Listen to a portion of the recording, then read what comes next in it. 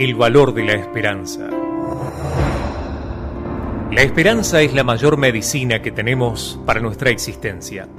Eso, por lo menos, es lo que dice el psiquiatra austríaco Viktor Frankl y también la Biblia en toda su extensión. Este psiquiatra confirmó su opinión con la experiencia cuando estuvo en un campo de concentración en Alemania durante la Segunda Guerra Mundial. Todos estaban sometidos a las mismas terribles condiciones de trato, de trabajo y también de alimentación. Sin embargo, personas de características físicas similares y bajo condiciones iguales, unos morían y otros sobrevivían. Y bajo condiciones iguales, había resultados distintos. ¿Por qué? Así se preguntaba Frankl. Sus investigaciones le ayudaron a determinar que aquellos prisioneros que vivían alimentados por una esperanza lograban sobrevivir. Muy por el contrario, aquellos que habían perdido toda esperanza, perdían también sus vidas. Quizá la esperanza consistía en el recuerdo de aquella novia que los esperaba en el pueblo para poder casarse cuando todo terminara. Aquella carrera que soñaban terminar con el objetivo de poder ser alguien importante en la sociedad. Aquellos hijos pequeños que los esperaban en el hogar y que deseaban con toda su alma verlos, criarlos y educarlos. En fin, 1000 sueños y esperanzas que pudieran alimentar al alma humana y sostenerla en medio de la prueba. Aquellos que las tenían, sobrevivían. Los que las habían perdido, perecían. Los hijos de Dios vivimos en esperanza. Y así como lo dijo el apóstol Pablo, nosotros también podemos declarar: yo sé a quién he creído y sé que es poderoso para guardar mi depósito para aquel día.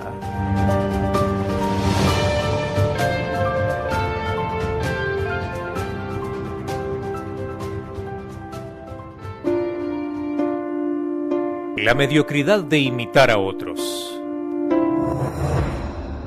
En un pequeño pueblito, un hombre, al ir todos los días a trabajar a la fábrica, se paraba frente a la vidriera de una tienda y miraba allí durante unos segundos. Después, seguía su camino. Así lo llevaba haciendo por varios años, 2 veces al día. El dueño de aquel establecimiento estaba intrigado acerca de la conducta de aquel vecino. Siempre miraba la vidriera, pero nunca entraba a la tienda. Un día decidió preguntarle qué era lo que lo hacía detenerse y mirar. Lo esperó, aguardó a que pasara y cuando llegó, le preguntó: «Vecino, llevo muchos meses observando que 2 veces al día usted se pone frente a mi vidriera, mira y luego se va. ¿Qué es lo que mira? ¿Le puedo preguntar?» «Yo trabajo en la fábrica del pueblo y una de mis responsabilidades es tocar la sirena que indica la hora de entrada y de salida del trabajo», le contestó este hombre. «Al ir cada día a la fábrica, paso por aquí para comprobar que el reloj que usted tiene en la pared y el mío tienen buena hora. Si hay alguna variación, pongo mi reloj igual que el suyo y así entonces estoy seguro de la hora que es y toco la sirena». El comerciante lo había estado escuchando primero con curiosidad y luego con asombro. Al terminar el hombre de contar su motivo, le respondió: «Mire una cosa, hay algo que es realmente interesante y hasta curioso. Yo pongo la hora de mi reloj cuando escucho el toque de la sirena de la fábrica. Cada vez que suena la sirena yo miro mi reloj y si hay alguna variación lo corrijo poniéndolo en hora de acuerdo siempre al toque de la sirena». Así, lamentablemente, hay muchas personas en la vida que ponen el reloj de su existencia según la hora que marquen los demás. No tienen ninguna hora propia, ni buscan puntos de referencia que sean más altos. Otros también se fijan en ellos y ponen su reloj en el toque de sirena que ellos dan. Este es el resultado de aquel llamado término medio, la mediocridad, sin lugar a dudas, la mediocridad. El término medio, dicho en otras palabras, es el mejor de los peores y el peor de los mejores, pero nunca, absolutamente nunca es nada especial, sino que en realidad siempre es algo imitado de los otros.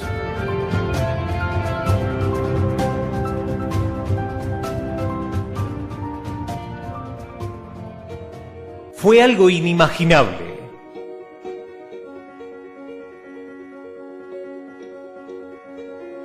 Imposible. Incalculable. Sin precedentes.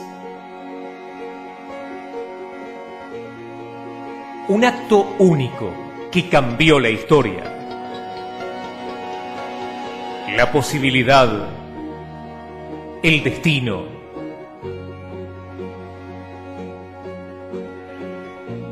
Él era carpintero, maestro, desterrado, líder,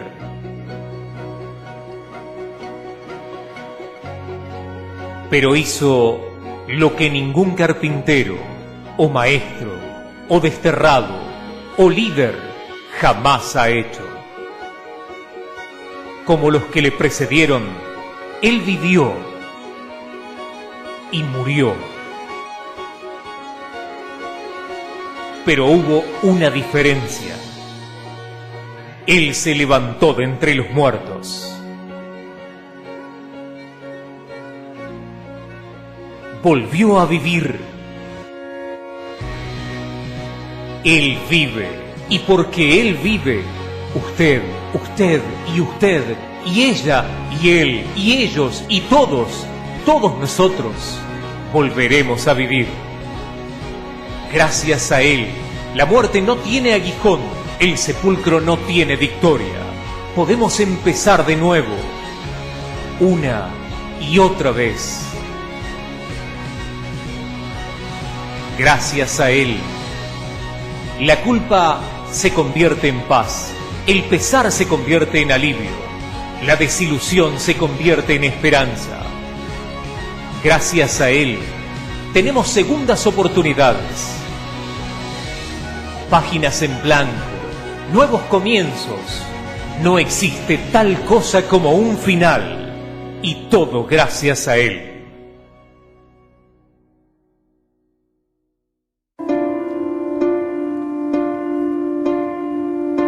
La influencia de un líder. Probablemente ningún extranjero ejerció mayor liderazgo sobre la gente en Shaoxing, en la China, a principios del siglo XX, que el doctor Claude de Barlow. Este misionero médico fue un hombre modesto.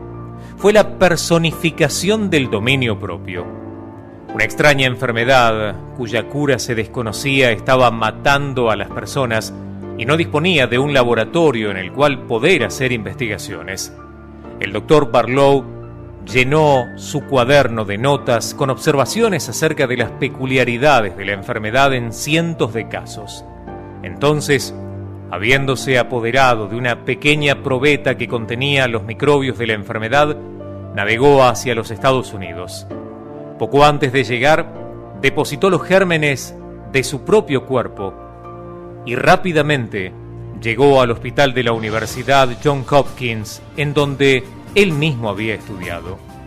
Claude Barlow estaba enfermo, de manera que se puso en manos de los que habían sido sus maestros, ofreciéndose como una especie de conejillo de Indias para que ellos estudiasen y experimentasen sobre su persona. Encontraron la cura y el joven médico se recuperó.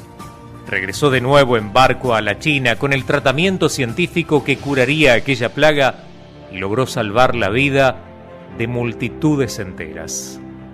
Cuando le preguntaron acerca de su experiencia, el doctor Barlow contestó sencillamente: cualquiera hubiera hecho lo mismo. Por casualidad me encontré en la situación idónea y tuve la oportunidad de ofrecer mi cuerpo. ¡Qué tremenda humildad! ¡Qué gran gesto de amor el suyo! No es de extrañar, por lo tanto, que las multitudes siguiesen el liderazgo de Barlow cuando él regresó a la China. Demostró el dominio del amor.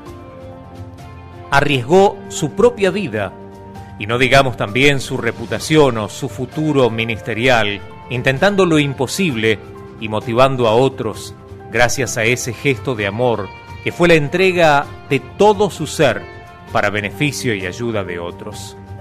Y la cualidad inigualable de este amor fue su dominio y su control de sí mismo.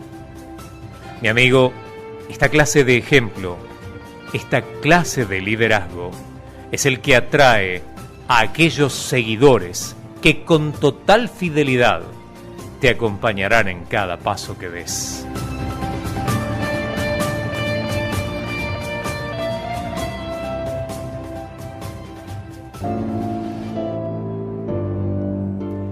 Es la tarde de un viernes típico y estás manejando hacia tu casa. Sintonizás la radio. Las noticias cuentan una historia que prácticamente no tiene importancia. En un pueblo lejano, 3 personas perdieron la vida por alguna gripe que nunca habían visto antes. No le pones mucha atención y seguís conduciendo como todos los días. El lunes, cuando despertás, escuchás que ya no son 3, sino 30.000 las personas que murieron en unas colinas remotas en China. Gente de control de enfermedades de los Estados Unidos llega hasta aquel lugar para ir a investigar. El martes ya es la noticia más importante y la primera plana de los periódicos del mundo entero se encargan de destacarla, porque ya no solo es China, sino también gran parte de Asia, Pakistán, Irán y Afganistán, y pronto la noticia sale en absolutamente todos los noticieros. La están llamando la influencia misteriosa, y todos se preguntan, ¿cómo vamos a poder controlarla? Entonces, una noticia sorprende a todos. Europa cierra sus fronteras. No habrá vuelos a Francia, desde la India, ni a ningún otro país en donde haya visto algún caso en donde la enfermedad se haya registrado. Por lo del cierre de las fronteras, estás viendo el noticiero cuando escuchás la traducción de una mujer en Francia que dice que hay un hombre en el hospital que está muriéndose allí por la influencia misteriosa. Hay pánico en prácticamente todo el viejo continente. La información dice que cuando tenés el virus, por una semana prácticamente no te das ni cuenta. Luego, 4 días con síntomas terminan desembocando en una muerte inevitable. Inglaterra también cerró sus fronteras. Sin embargo, ya es tarde. Pasa un día más y el presidente de los Estados Unidos cierra sus fronteras y sus conexiones con Europa y con Asia para evitar el contagio en ese país hasta que, por lo menos, sus científicos encuentren una cura. Al día siguiente la gente se reúne en las iglesias para orar por una cura para esa enfermedad y entra alguien a los gritos diciendo «Enciendan por favor la radio». Y se oye la noticia. 2 mujeres han muerto en Nueva York y en horas la enfermedad invade Estados Unidos y en gran parte del mundo. Los científicos siguen trabajando para poder encontrar el antídoto, pero nada funciona. Y de repente viene la noticia esperada. Se ha descifrado el código genético del virus. Se puede hacer un antídoto. El problema es que va a requerirse la sangre de alguien que no haya sido infectado y de hecho, en todo el país comienza a correrse la voz para que todos vayan al hospital más cercano para que se le practique un examen sanguíneo. Ahí estás vos. Vas de voluntario con tu familia. Vas junto a algunos vecinos de tu barrio preguntándote qué es lo que pasará. ¿Será este acaso el fin del mundo? De repente, un doctor sale gritando el nombre que ha leído en un registro. El más pequeño de tus hijos, que está a tu lado, te agarra la mano fuertemente y dice: papi, ese es mi nombre. Y antes de que puedas reaccionar, se están llevando a tu hijo mientras gritas: ¡esperen! Y ellos contestan: todo está bien, su sangre es limpia, su sangre es pura. Creemos que tiene el tipo de sangre correcta. Después de 5 largos minutos, los médicos salen llorando y riéndose. Es la primera vez que alguien se ríe con ganas y con fuerza en prácticamente un par de semanas. Un doctor de mayor edad se te acerca y te dice: gracias, señor. La sangre de su hijo es perfecta, está limpia y es pura, y con ella se puede hacer el antídoto contra esta enfermedad. La noticia comienza a correr por todas partes. La gente está orando y llorando de felicidad. En eso, el doctor se acerca hasta donde están vos y tu esposa y te dice: ¿podemos hablar un instante? Es que no sabíamos que el donante iba a ser un niño y necesitamos que firmen este formulario para darnos el permiso para usar la sangre de su hijo. Cuando estás leyendo el documento te das cuenta de que en ningún lugar dice la cantidad de sangre que van a necesitar y entonces preguntas: doctor, ¿cuánta sangre? La sonrisa del doctor desaparece y contesta: no pensábamos que sería un niño. No estábamos preparados. La vamos a necesitar toda. No lo puedes creer. Tratas de contestar, pero... El doctor te sigue insistiendo. Usted no entiende. Estamos hablando de la cura para todo el mundo. Por favor, firme. La necesitamos y la necesitamos toda. Tú preguntas: ¿pero no pueden darle una transfusión?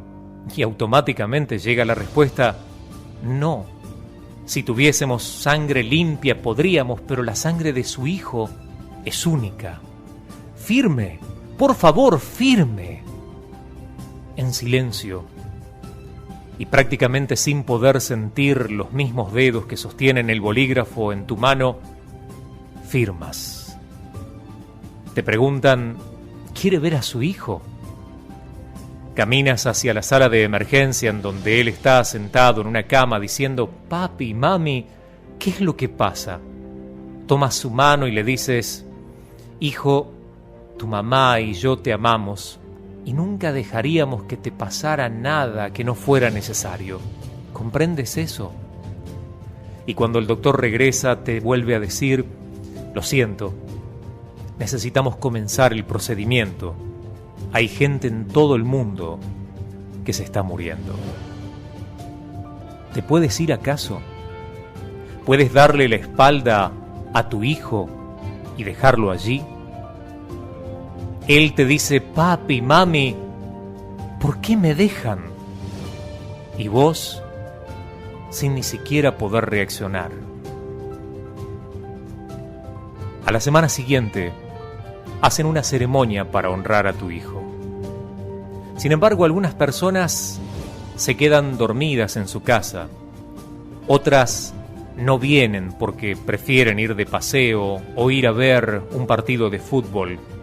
Otras vienen a la ceremonia, pero lo hacen con una sonrisa falsa, fingiendo que les importa cuando en realidad no es así. Quisieras pararte y gritarle a todo el mundo: mi hijo murió por ustedes.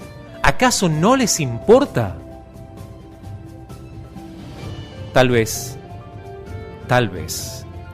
eso es lo que Dios nos quiere decir. Mi hijo murió por ustedes.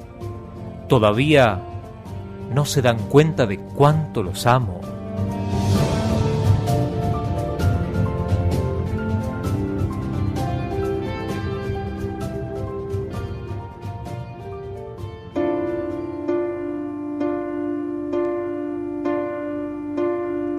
La seguridad. Mucho se habla hoy en día acerca de la inseguridad en el mundo en el que vivimos. Nos olvidamos que la seguridad solamente está en Dios. Los cristianos de todos los siglos lo han sabido.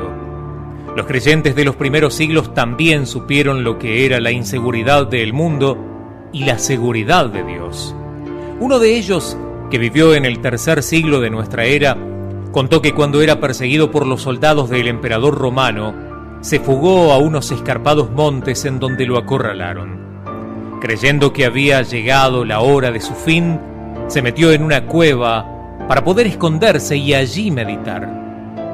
Desde adentro, miró hacia la pequeña abertura por donde había pasado y vio como unas grandes arañas estaban tejiendo su tela, lo cual hicieron con tan gran habilidad y rapidez que en unos pocos minutos quedó la entrada totalmente cubierta de telaraña. No tardaron los soldados en llegar hasta ese sitio y cuando uno sacó su espada para intentar cortar la telaraña y meterla al interior de la cueva, su capitán le dijo: «Tonto, ¿no ves que por allí no ha pasado nadie desde hace mucho tiempo? No perdamos el tiempo en este lugar». Y se fueron.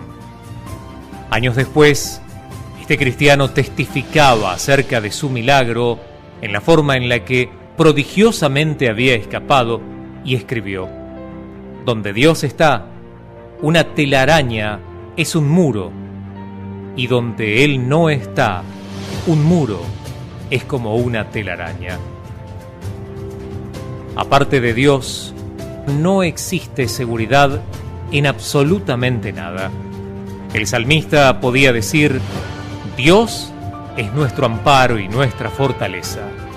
La seguridad del cristiano no es un simple cliché, sino en realidad la verdadera certeza de lo que se espera y la profunda convicción de aquello que no se ve.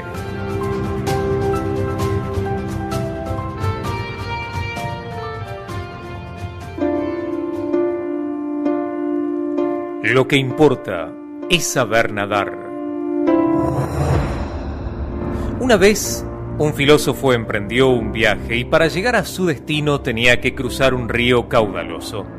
La manera de cruzarlo era mediante una barca que un sencillo y servicial barquero atendía. Aquel filósofo se metió en la barca y durante el trayecto fue hablando con el barquero y le preguntó: «Amigo, ¿usted sabe de geografía?». «No, señor», le respondió el barquero. «¿Qué es eso?». «Si no sabe de geografía, ha perdido el 10% de su vida», le replicó el filósofo. Aquel filósofo volvió a preguntar: «Amigo, ¿sabe usted de gramática?». «No, señor, yo no sé qué es eso», le dijo el barquero. Con un gran gesto de asombro y preocupación, el filósofo le respondió: «Si no sabe gramática, ha perdido otro 10% de su vida». Y así fue todo el rato, preguntándole a aquel pobre barquero si sabía aritmética, historia, ciencias. El sencillo barquero respondía a todo que no, que él no sabía nada de aquello o de esto otro. Y sucesivamente el filósofo le contestaba, sentencioso, diciéndole que había perdido el 10% de su vida en cada materia que este hombre ignoraba. El barquero estaba angustiado porque, según la manera de contar de aquel filósofo, ya llevaba perdido el 80% de su vida. Distraídos en medio de la conversación, no se acordaron de una gran piedra que había en medio de aquel caudaloso río. Ahí justo fue donde se estrelló la barca. Se abrieron las tablas y empezó a hundirse. El barquero le preguntó a aquel filósofo: «Amigo, ¿sabe usted nadar?». «No sé», respondió el filósofo. «Pues, déjeme decirle, ha perdido usted el 100% de su vida porque nos estamos hundiendo y se va a ahogar». No importa cuánto conocimiento, cuánta ciencia, cuántos bienes terrenales tengamos. Si no sabemos nadar a la hora de cruzar el río de la eternidad, estamos perdidos. Solamente Cristo te puede enseñar a nadar para cruzar el río de la eternidad, otorgándote la vida eterna.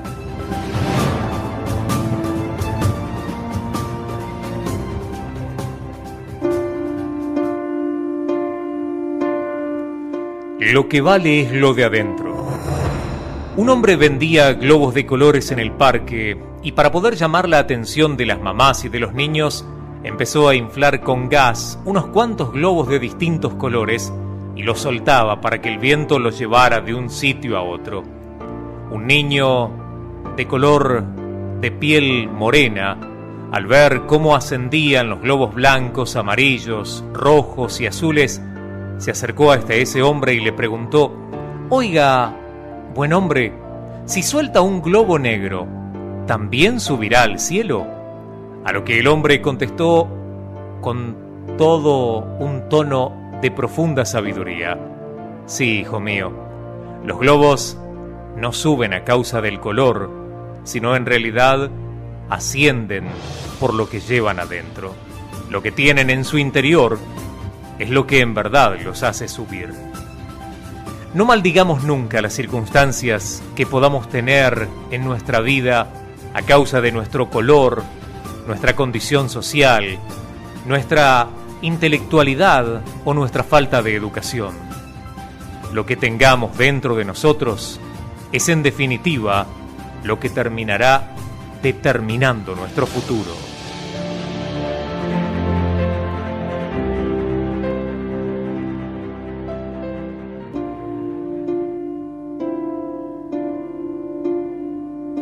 Salimos de este mundo con las manos vacías.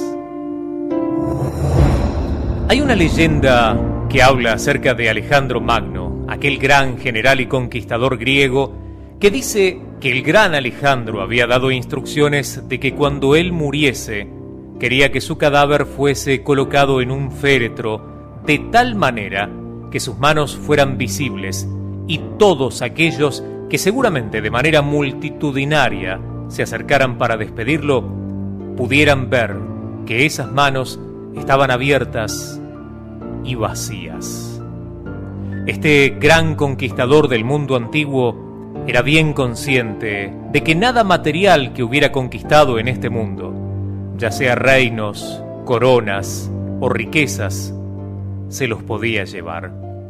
Esto nos enseña que la meta suprema de la vida no debe ser la adquisición de bienes meramente temporales, sino en realidad la formación de una personalidad, de una manera de ser, algo que nos caracterice y que nos marque en medio de la sociedad como personas de bien, algo que nos haga distinguir en medio de los otros, que no sea tangible con nuestras manos, pero que todos puedan reconocer, y fundamentalmente algo que nos permita presentarnos sin reproche y sin mancha delante de Dios cuando vayamos a su presencia.